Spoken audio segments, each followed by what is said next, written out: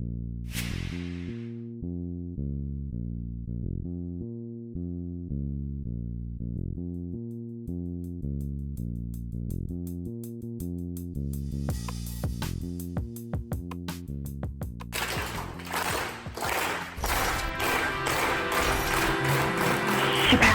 love to just kind of go back in time a little bit Yeah. to when you became that guy. Like, what was the first time that you felt truly that you went from like, man, I just shot a great piece of content for someone, then to, man, I just implemented a legit strategy here. And now I'm now an advisor, not just a content creator. Yeah. Yeah. And I would say, like, I feel like I'm constantly evolving in that space. I think it was, we were in year 8 of Siski Productions. And I think it was year maybe 2 or year 3. We did a project for a client of ours. It was a training video, and we were creating it was a training video for their employees that were spread out across the United States. All 50 states, they had employees. They were all operating. There was a probably 75% of the action that they were doing had some personal element to it. And then 25% was this process.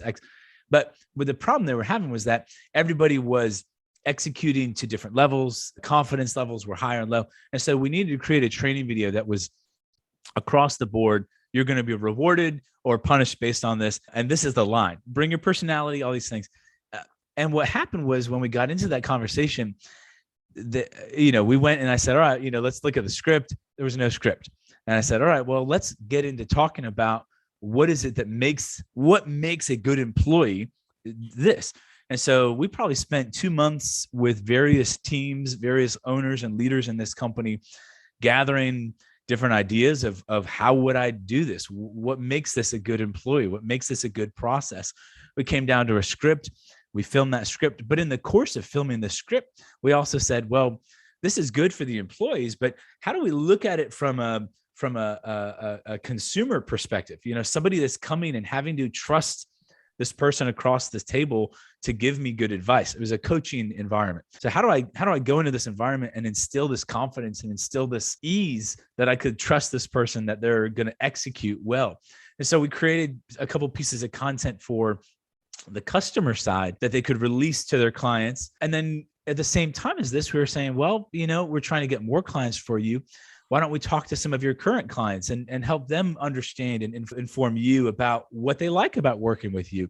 And so we got 4 or 5 of their clients. And so by the end of this process, it was probably a longer project than we anticipated. I can't say at the time that we were a profitable project. I don't know, but obviously the lessons learned from it were fantastic, because we were able to go in and say, without extending our production time, in terms of without having to add 5 or 6 days of shooting, we added a half a day of shooting, and we came away with, I think, 10 pieces of content, when the first conversation we had was really, we just needed a training video for this. And so what I've always enjoyed and what I've done since then is really try and say, well, the question behind the question is really like, well, if we want this video to be successful and excellent, well, what are the things that are needed for this video to be excellent? In a sense of, we need to know what makes a good employee or not, or what are the things that are right next to it that'll make this video successful, or be the next domino that this can knock over. So, we have something great for your employees, and we want your employees to love working here and know expectations and have clear idea, but we can also use these testimonials to inspire them to create recruiting videos for them. When they hear about lives changed by working for you, man, I want to get on that. My personality is going to draw me to that. As a customer, when I'm coming and I've seen you've got some well-known, recognizable faces talking about how easy it is to work with you. You've got products that I can give to my staff to say, you trust them, use this product. There's so many more things that you can have. And so I think that's really where it started, year 2. And since then, there's times where we've worked with companies where really it is, we have a tip of the iceberg that we need to execute.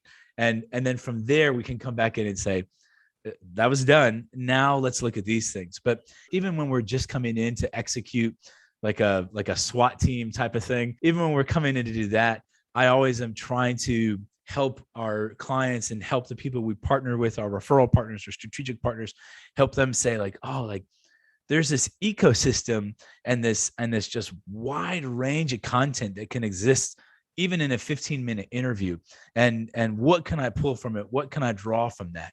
My favorite part of the work I do is interviewing people. And I've interviewed hundreds of people in the course of the work that we've done. And I always love being able to say, like, well, my favorite question to ask is at the end of an interview, and it says, well, is there anything else that you'd like to add? Probably 9 times out of 10, somebody will say something like, well, I could have saved, 14 and a half minutes of the interview just for this 30 seconds, because you get into this rhythm. And so most of the time when you're filming, or you're filming yourself, or you're coming in with a script, you're checking these boxes off. And so what we try and do as a strategic partner is come in and say, we will check these boxes, and these are content we can pull, but in between these lines, here's another piece. And if I take A and B from here and add it to C, suddenly this speaks to your number one persona. And this one over here, I can pull this 15 seconds, and now you've got a Instagram video. And it's all about curating and those stories as best as you can. That was just like a peek behind the curtain of the mind of a storyteller right there. I'm in this moment right now. Yeah. I just had a friend and client of mine, Brett Ruiz. He called me up. He's got a design build kitchen and bath remodeling company out of Medina, Ohio. Yeah. And he called me up. He's like, hey, man, I'm thinking about putting together a video that when my guys are walking the job site, when they're already at someone's home, the homeowner can watch the video and know what to expect and know the process. I'm like, Brett, great idea, dude. Like good job for forward thinking of like giving the client a great experience, thinking of that time of when your guys in their home, like to build that propinquity and like really differentiate yourself. But if you think about this a little bit more strategically, the effort you're going to spend in making that video, we can turn into a whole bunch of other stuff. And in my head, this is where I went with it. I'd love to get your feedback. Yeah. And then maybe we can break down how we would do that in another scenario. I was like, that all of your clients go through a certain journey, right? They go through oh man, there's something happening in my kitchen that, I'm not super happy with. Then they go through it's time to get a new kitchen. Then they go through like, oh God, all right, that means I got to start calling contractors, or is that the first move? Then they go through what is this contractor going to show up and tell me piece? And like, how do I get the best service out of it? Then they go to am I going to evaluate, like, how do I evaluate all these different proposals? And then they go to, to this idea of like, what's next? Yeah. So if you're going to shoot this content piece, why don't we line up, a series of your clients and go through that conversation with them of what they were going through during that time. Mm-hmm. And then we can make a video that is your past clients telling your future clients kind of like what they learned through the process at all these different stages. And on top of that, we can chop it out and use that in the different moments of like, hey, you got to first, when is your space so uncomfortable that you need a remodeling can just be like top of funnel advertising. Mm-hmm. The other stuff can be when they reach out, hey, this is what you should expect. These are best practices, right? Like we can use it in different moments. And on top of that, we can now put video into the entire process of asking for a quote and onboarding, and actually be giving them advice based on what your other clients have experienced, that your clients that you interview, we can also make little hero pieces about how awesome their kitchen is. Yeah. Right. Yeah. So yeah. Like, so I'm doing this at the beginning of March up in Ohio. Can't wait to see Ohio during lake effect weather. But like that was kind of the aha moment I had, that I was like, oh, I need to talk to Andrew about how he executes on this. Yeah. Is that kind of like what you're talking about, what I just illustrated? Because you really think about all of the different times and ways that somebody would interact with your brand in a moment like that, and so it's I have a problem, and so let me create content that kind of triggers the problem, right? Like triggers hey, I know you have a problem, or these are issues that our other clients have faced. And I do agree with you, Pablo. I think testimonials are one of the absolute best ways to build relationship with your clients, because it's one, you get to see people that you can maybe relate to or connect to, and also you're hearing you're hearing this hero journey, and you're not having to tell your clients, I'm a hero. Somebody else is telling them for you, But yeah, I mean, and I think the other places are like, how do I build that trust, knowing that this is a trust transaction? Someone's spending money with me. Someone's having to trust somebody come into a house. I'm having to compete against other people that may be cheaper, that maybe, whatever it might be, and all the other variables that are out of my control, So I think it's about, where can I find ways to create content, short, bite-sized pieces that can just build up that confidence in who we are. One of the other areas that you may want to consider too is that, depending on how big his team is, but even doing something like a quick little video of the guys before they even go into the house. And so it can shoot a video like, hey, Joe's on his way to your house. There's a video of Joe, and, some of the testimonials, if there's something tied to Joe, and it's like, hey, Joe just did this project. And that way the person who opens the door has more knowledge than the guy who's ringing it, right? They're gonna know what that guy looks like before he gets there, and so they've got that extra little bit of information. That's a great call. Make a video. So, by the way, this is something that we had discussed.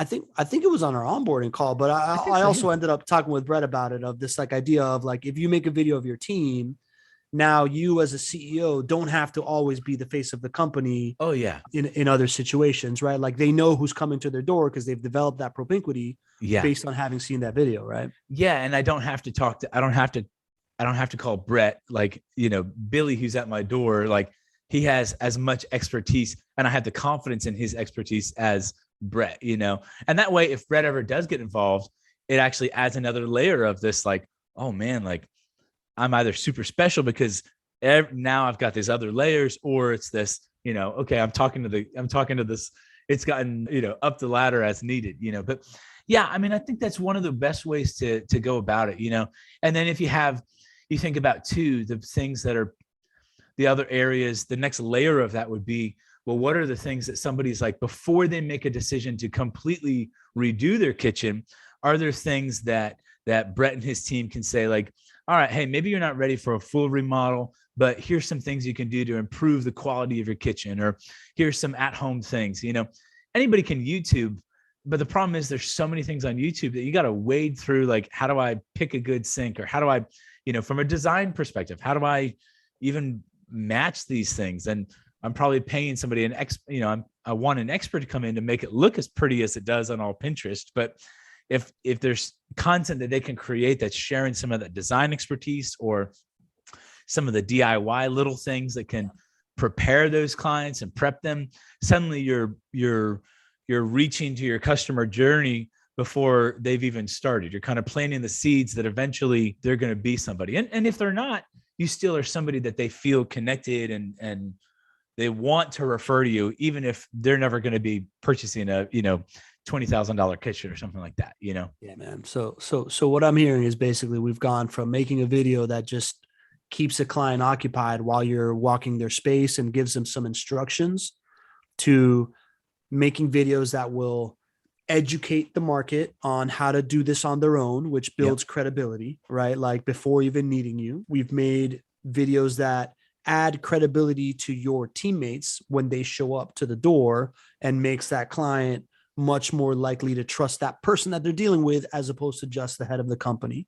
Yeah. We're talking about taking a short video and then also enabling, sales development all the way around it, and enabling referrals if we're also giving it to the client to just share about how awesome their kitchen is. And that's that storytelling framework of finding, many pieces of gold out of one nugget. Jesse asks, how do you make sure that video content connects with the audience you want when they are too busy to get their attention?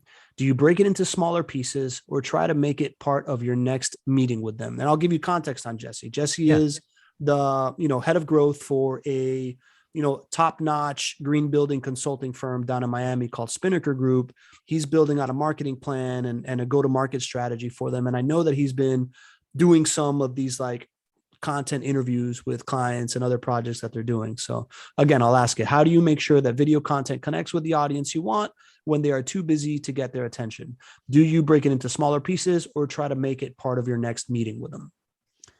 Yeah. And so I guess maybe Jesse, you could answer that. So what type of content or is it that you're creating right now for them that they're too busy to pay attention to, or that's content that you'd put into a maybe show in a meeting?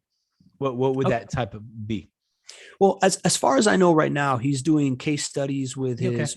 his clientele of these like projects that have come out of the ground in Miami that are making Yeah. these amazing impacts because of their high level of like green building certification and the Yeah. tactics that they're employing. Yeah. So I mean, I think my gut response on that would be I would maybe simplify it. I'd maybe make it a little bit more, think more along the lines like trailer to a movie type of thing, and like a teaser trailer, not the way that some trailers are where they show everything and they just I still the whole movie and all the jokes and now I need to see it. Why would I watch the movie? But you think about a trailer that's like that peaks. You want to think about the content. If they're too busy to watch it, the two things that I would focus my content on would be inspire curiosity and demonstrate competence. And so if you're in a space and you're reaching out to people that are familiar with your work, or maybe know the buildings or know the projects, but maybe don't know that you're part of it. Maybe it's somewhat of a highlight reel or some piece of content that's kind of, hey, we did these 4 projects and man, we'd love to talk to you about yours. That's way too simple right there. But I want to show that I'm competent and worth your time to have a conversation. Or the second part might be, that curiosity and what is the content that I'm creating that's sparking a sense of curiosity in the client, not necessarily a sales pitch, but what's that curiosity? Why would I want green in my buildings? What difference is that making to my bottom line or to my employees or my staff? I think to answer the second part of that question, even for me, I kind of go back and forth on the value of playing videos in a meeting. It's hard to ask somebody to watch a video before they come to a meeting, but I think in that meeting itself, I think I would want to keep it pretty short. I wouldn't necessarily want to show like more than one video. I'd probably want to keep it to, 2-3 minutes. Because the problem is that you yourself, sitting and watching a video, especially if you're in person, right? This is in person, watching a video. There's this inevitability of like, I'm watching to see their reaction, which can help me know where to go from there. But also, I don't want that to go too long where they're aware that I'm watching them react. So I think there's a tension there, and it's probably something you kind of have to figure out as you go into it and see. We've had clients that a large part of they're pitching large projects, MD Anderson type size projects. And so they use a video as a, cover a lot of ground, present information, and then they're jumping into their presentation. And those videos are 2 to 3 minutes at tops. So that's what I recommend on that based on the context that you shared. Hiring a videographer that is a strategist is clear to me, right? Like that is what we've been talking about. But then there's also the decision based around your equipment and the quality and the visual quality of the content that it creates. And JD is a believer. He's saying he believes that the honeymoon is over when it comes to distributing video that is raw and subpar. The ROI on investing in the quality equipment and how it all looks like, where does that fit in the order of priorities? And she is, she's in different places and she's a book writer, right? So like, where are you as far as the ROI on investing in the quality equipment and how it all looks like? Where does that fit in the order of priorities? Yeah, this is one of those philosophical debates that has existed since the dawn of the record button, I think. So I'm not going to cop out and say I agree with both, but let me just say why I agree and disagree with both, right? So Perfect. JD, I definitely agree with because, there is such a saturated market that if you're coming into this space now and wanting to be a content creator, I really think you really have to hustle to build a certain level of community. But if you're coming in just creating content, you really would have to stand above what's out there right now, at least be comparable to the top performers, right? And so I think in that sense, the gear and how you present yourself really does make a difference. If I'm just going to, if I'm going to try and replicate even what you're doing, Pablo, and one of the reasons I'm so excited about being part of the course is that I want to learn how to do it. But if I'm coming in and, my sound's off, my video, I'm sitting in front of a big window with a bright, like, people have seen better things. And so they're not going to give you the patience for you to learn how to be better right now. Like that I think you're right, JD. I think that the time is over for that. Even in film, like feature films and TV shows, we're being a little bit more picky in what we're seeing and what we're tolerating. Now, granted, though, you have this is where I'm going to go with Donna, is that there are platforms where lesser quality production actually is what you need. I mean, TikTok videos, if they're highly produced, it's suspicious. You're like, oh, what? The raw they are, the obese British lady with the camera at her chin talking and doing the live commentary on stuff, it still is going to go well, and that's what it is. But she's also not trying to build a huge community of content creators or get a certain message out, and I think so I think that's where, for me, the tension is always in who am I speaking to, and what are the things that they want to hear, and what are they looking to see and experience. And so for me personally, I want to generally have the idea that I'm not coming wearing tuxedo to, a dinner party when everyone else is in, shorts and a t-shirt. But I also want to be a little better dressed than everybody. I want to look a little better because this is what I'm trying to teach. This is what I'm trying to be, who I'm trying to do, what I'm trying to accomplish. So I think it's really about knowing who that audience is and knowing where you can elevate it while still being honest and connected to them.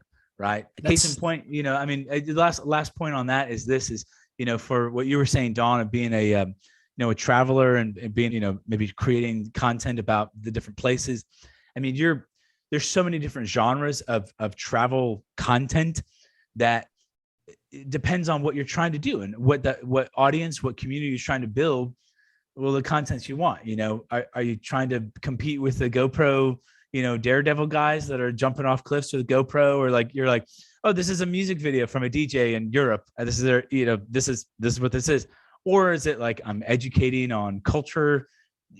Again, it really is, who am I telling this story to, and what are they going to listen? What are they going to respect about what they see? Yeah, that's good. That's really good context. So just FYI, Dawn is a writer on like really heavy issues, but she is nomadic in her lifestyle, right? Okay, like great. It's not, okay, great. But so I like how you contextualize it to dress code, right? Because I know that if I show up to a tuxedo just about anywhere in Jacksonville, I'm going to be a laughing stock, right?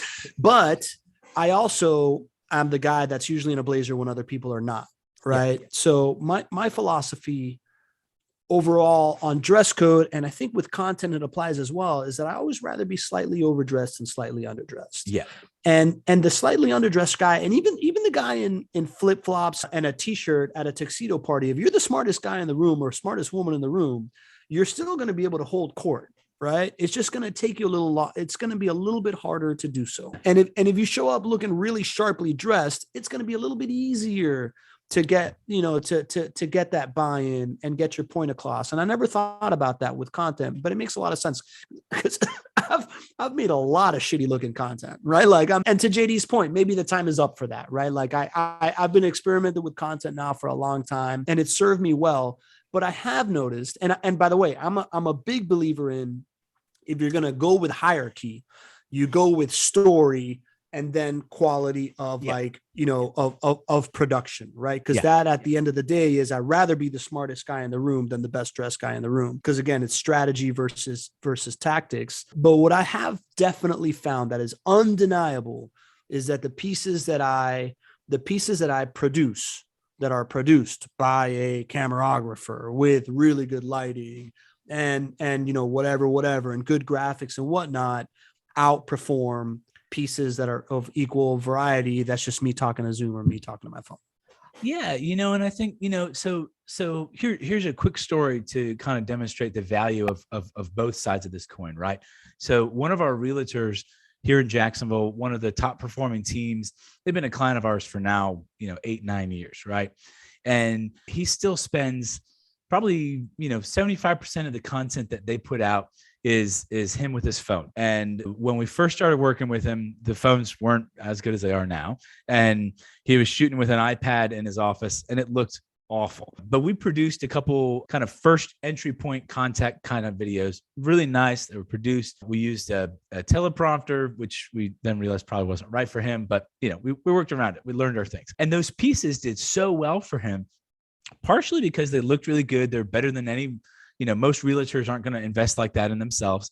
Yeah. But then also the next video they got was a personalized message from him where the quality wasn't that great, but it made it feel so much more intimate. This is somebody that's speaking directly to me. There's this level of connection where if we had produced all of those videos in that same kind of tone, that same look, the same feel, it may have lost some of that. And so you have to be real careful with that. Obviously, that's a tension line that you walk. But when you think about the type of content that you create for your company, it doesn't all need to be a certain look, I don't even think it has to be a certain standard. You have to have standards, but it didn't have to stay a certain standard the entire time. And what we found for him was that he actually had, he'd get really great open rates on that first email, that nicely produced video. And then whatever that action step that he had in that direct, intimate one-on-one video, he had a huge click-through rate on whatever that was, sign up for my newsletter, whatever it was. It wasn't always like finish this watch. It wasn't always the open rates, but the action people responded to, because here he was, I'm looking right at you, I'm talking to you. So I don't know. I think it's really important when you consider that, when we're talking about the dynamics of it, like it's important that you consider what that looks like and how your audience is responding to it and receiving it. But I also think I don't think you have to back yourself into a corner to always have to have the top tier gear. I also think you don't want to ignore it completely, thinking that your story is going to be powerful enough to cut through all of the other obstacles you're putting in your listeners' way by having poor audio and visuals, Got it. And just to kind of put a button on that point, I'd like to move through this really, really quickly and then get more into strategy, right? But I think as far as equipment goes, for somebody nomadic like Don, you're a high quality iPhone, one of these little things one of these like stands that can also be a selfie stick, and a couple of Lav Max mics that you plug into your iPhone with a ring light, and you're golden. It's really kind of like the size of your toothbrush, and a couple bars of soap, and you're going to be able to like greatly elevate that, right? Oh yeah, no need for more than that.